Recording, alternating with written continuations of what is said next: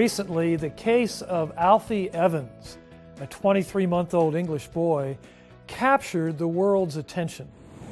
Alfie, who had a neurological condition that remained undiagnosed, was in what was called a semi-vegetative state. His parents raised money to fly Alfie to Italy for further treatment, but astonishingly, the hospital refused to release him, saying that further treatment was, quote, not in Alfie's best interests. Instead, the government-run healthcare system decided it was in Alfie's best interests to die, ordering his respirator to be shut off. British courts denied all appeals.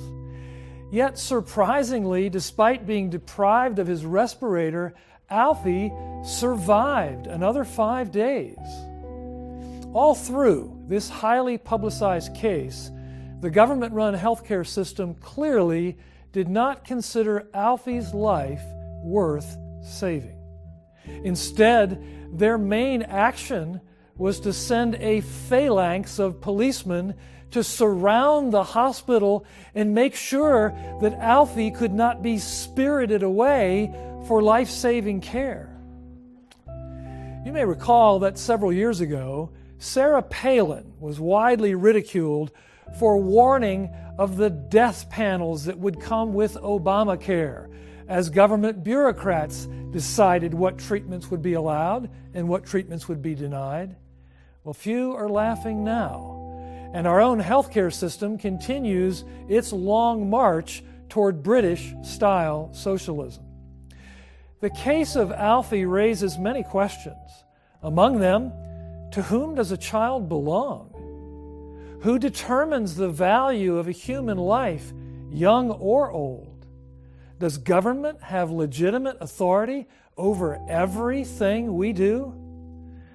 Well, Alfie's case made one thing crystal clear.